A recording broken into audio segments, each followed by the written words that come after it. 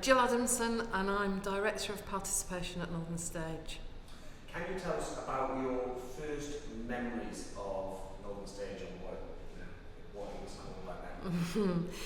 Yeah, so my first memories go back to 1982. I was a student in Newcastle between 82 and 85, and I was at Northumbria. It was called Newcastle Poly then, and I was a creative and performing arts student, and so of course I used to come to, it was then the Playhouse.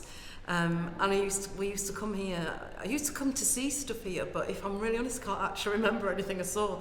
What I remember mostly is that we used to hang out in the bar.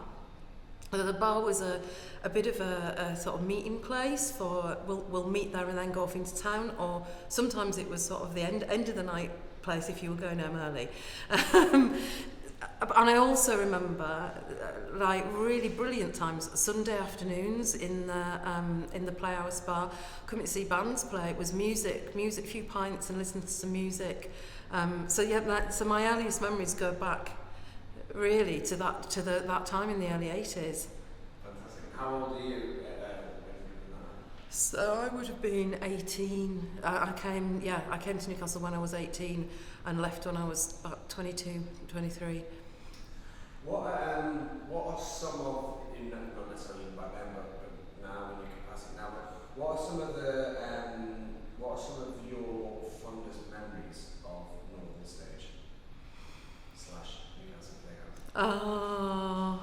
Yeah, I mean it has to be those early days and those student days are, I would say, some of the best times of your life, because you find who you are at that time, and you're also meeting friends for life. And so a lot of it would the memories of drinking in the bar, absolutely, definitely. I remember then when it was the Playhouse as well, it used to have a little studio on the back called the Gulbenkian, and I think I seem to remember spending more time seeing work there than I did on the Playhouse stage. I think it was probably more experimental, more kind of like a bit more edgy, that kind of work. So those memories are brilliant. I remember that actually where all the buildings are now, where the place, where Stage 3 is now, that's where the bar was, and from the bar there was a car park.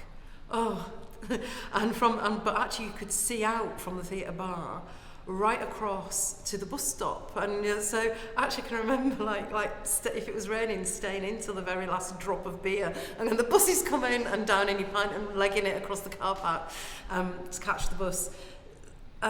So that's from them. But actually, as Northern Stage, obviously I've been working here for 4 years now, since 2017. There's loads of memories that have been made in those 4 years that. And they're all connected to the people. They're not just the staff, and the staff have been brilliant, and my colleagues are great. But I think the young people that we've worked with through Young Company and through the Working Biker and some of the biker residents, there's probably far too many to mention, but there's some we're making great memories all the time. Amazing. Can you give me maybe some highlights? For example, could you talk about maybe some of the Young Company shows, or the doorstep music during the pandemic, that sort of thing? Could you chat about that a little bit? Yeah, so I'll talk about doorstep music, because that's kind of was probably more a project that I was sort of instrumental in inventing, whereas I kind of feel Young Company is more attributed to Louis, really. So we were basically mid-pandemic, I think quite a few months in, when we'd thought it was probably going to be a few weeks. And the work in the community had sort of come to a halt. A lot of grassroots organisations had furloughed their staff. Quite a lot of the food banks had closed. We were already doing doorstep food deliveries, working in partnership with some of the food poverty charities, and with the Biker Children People's Partnership.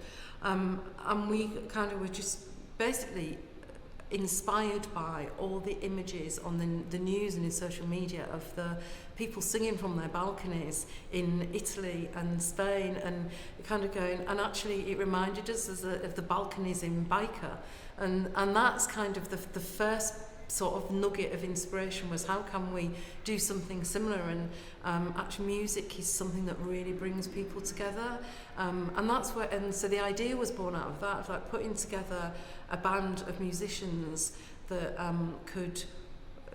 that they could go to where people were at. So it was balconies and doorsteps, and actually during the team that were delivering the food during that time were knocking on doors. It was a great excuse to knock on doors, and you're almost doing a welfare check, but you actually just have a chat with people and make that connection, but kind of go, let's take your song requests because this is coming to your area. And so the songs that the band rehearsed and then were all from requests from the residents. So it was really beautiful. It was a lovely project, really simple but really effective.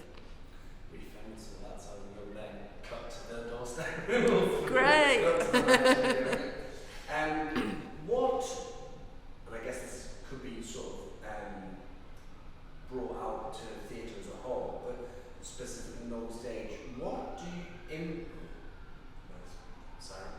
what impact and what importance does a building and an organisation like this have on the city and the region as a whole? Take time to think about that before you knock answer straight away. I think it's something that's evolving in the industry, and I think Northern Stage is fairly well ahead of the game with it. It's about asking yourself questions of it's about civic responsibilities, and it's about the role of a cultural organisation now is very different to what it was, say, 15, 20 years ago.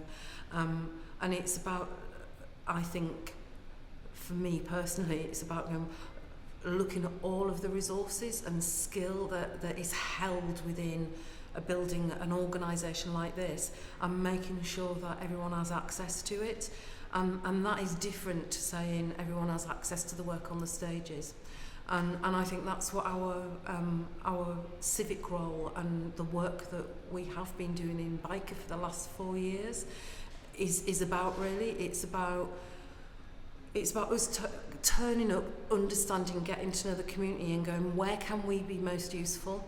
And sometimes just making that assessment. And that was me. I'd kind of sit and listen and go, right, they want to do this project in the summer, but there's nobody really who's a project manager, and does anybody know about health and safety? And I could write the funding bid with somebody else.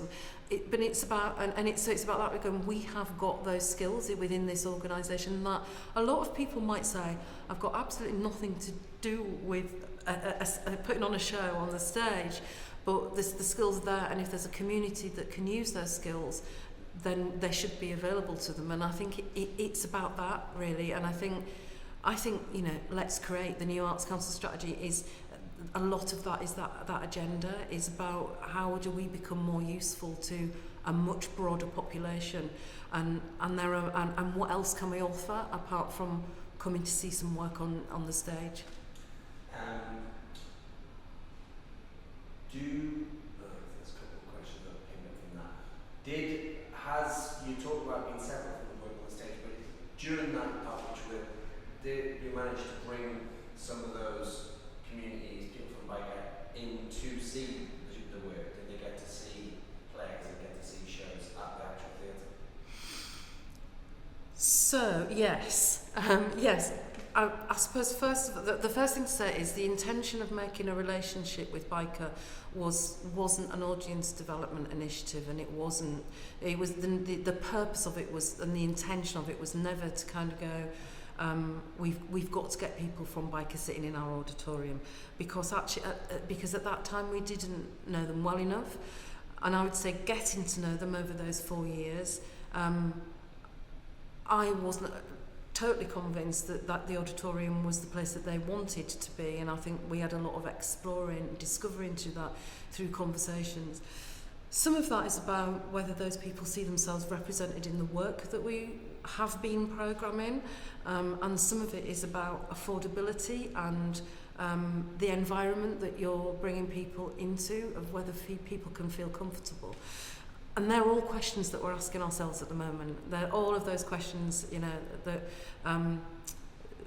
we are trying to, I suppose, work out who is Northern Stage for, We're having those big conversations at the moment. Who is it for? Who do we want it to be for? And does it serve the people that we think it's for? So all of those questions are being asked. But I don't think the work that we do out in communities has necessarily got to be about people coming into an auditorium. I think what we do have a responsibility to do is to kind of make the pathway to a seat in the auditorium more accessible, should those people tell you that's what they want. And I think that it's more on that. But I will tell you, yeah, the people when we were working in Biker, of course they get to know you as people, they get to know, and they kind of go, you're always over here doing stuff with us, we want to come to your place. Like, can we, and so basically there was a request that was, can we come and see Christmas? And so again, well, people have asked, then we have to say yes. We have to make that pathway accessible, so we did. So there was the community organised a 50-seater coach to come and see Snow Queen, and we were able to kind of welcome that community into the Christmas atmosphere and the Christmas show for the first time. But it's not a regular occurrence at the moment. And I guess finally, unless something else pops up, as someone who, 1982, you were here when it was 3 years old, to the organisation now, it's where was it? 1979 it was created? No, 2020, so it was 19. Yeah. No, 2020 would. 1970. Sorry. Yeah. So yeah, but still, you were there, and it's kind of, it was still very young. What are the differences? This could be scale, or it could be the way the buildings changed, or the type of audience members. What are the differences that you can sort of identify between 1982 and now? If I'm really honest, when I came back, I had been back for a visit before 2017, but when I came back, when it had been changed, when the building work had been done, it felt posher. It felt so much posher. Again, this is not the place I remember. It's not the place I recognise. It's not the place I hung out as a student. And if I'm really honest, I don't think it's not the place that students probably want to hang out now. It's changed in that way. It felt like it was a bit more highbrow than it used to be. And there's probably good and bad in those changes, but I think we have to acknowledge it. So I think so overall. But obviously, there's the changes are that there are more stages. That the Gulbenk, it houses 3 auditorium in 3 different sizes. All of those things are really, really beneficial in terms of a broad programme of work. But overall, my first impression was, oh God, it's gone posh. and just physically, could you just so where, for example, you said the bar was in where stage 3 is now. Where was the Gulbenk, or do you not know? I'd have to look at the build to tell you exactly, but it was sort of round the corner from the front door. So if there's a building now that I can't remember what it's called, King's something, isn't it? So that building, that's where the car park was, and then the bar was stage 3, and it was like round the back. It was possibly where we are now. I don't know. It might this kind of Yeah. So what was stage 2 then? So stage 2 would have been. Was stage 2 there? No, it was. Maybe in stage 2 was the Gulbenkian then, or part of it. It'd be interesting to look at the plans and see how it had changed. I mean, that's a question for Edmund. He will know all of that. I guess finally, is there anything else you want to say about your time here? Oh, here's the next question. I just thought on the spot. What do you think the future holds for Northern Stage? Where do you see us going from here and for the next 50 years? Do you think it will be here in 50 years? Oh, I hope so. Yeah, we all hope at the moment that theatres are going to survive what is undoubtedly a really, really difficult time for everybody. And I think the conversations that we're having now are about accessibility, about inclusion, about audience development, about making sure that everybody who wants to can be part of it. and that we acknowledge that's not happening at the moment. It's really interesting that we know there are some people who live in the city who don't even know we're here. And that's why I'll just reflect back to when we're talking about the things that have changed. You can't see it anymore. And my first visit when it had changed was coming to see something. I couldn't find it.